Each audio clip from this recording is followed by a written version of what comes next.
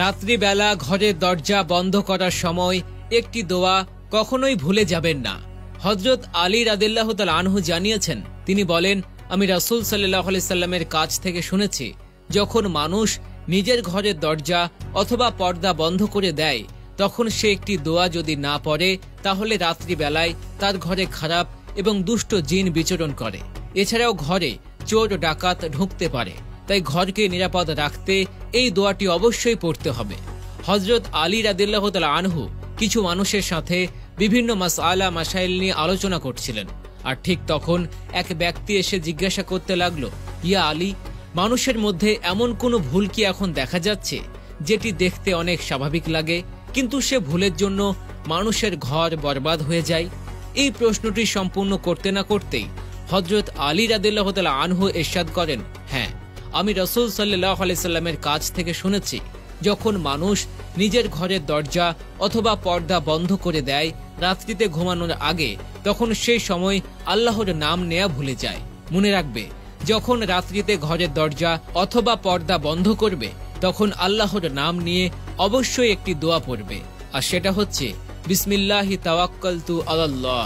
অথবা বাংলায়ও পড়তে পারেন, ইয়া আল্লাহ, আমার এই ঘরকে শয়তানের দৃষ্টি থেকে আপনার পানাহ রেখে দিন। অথবা হে আল্লাহ, আপনার উপরে আমার এই ঘরে তাওয়াক্কুল করলাম, আপনি এর হেফাজতকারী হয়ে যান। যে ঘরের মানুষ এমন দোয়া করে না, সেই ঘরে রাত্রি বেলাতে শয়তান জিন ঘোরাফেরা করে এবং এর ফলে সে ঘরের মধ্যে অভাব এবং পেরেশানি আচ্ছন্ন হয়ে পড়ে।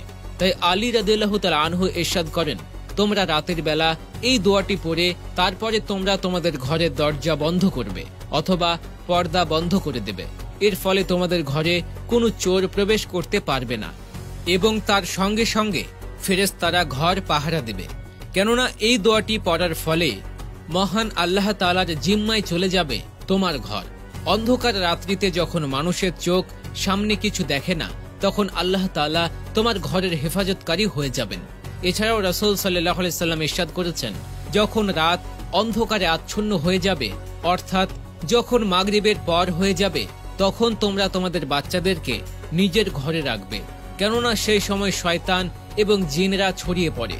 পরবর্তীতে তোমরা এশার কিছুক্ষণ পর বিশেষ প্রয়োজনে তোমাদের বাচ্চাদেরকে কিছু সময়ের জন্য যেতে দিতে পারো এবং ঘরের দরজা যখন বন্ধ করবে বিসমিল্লাহ বলে বন্ধ করো, কেননা যে ঘরের দরজাকে বিসমিল্লাহ বলে বন্ধ করা হয়, সে ঘরের দরজাকে পৃথিবীর কোনো অভিশপ্ত শক্তি খুলতে পারে না।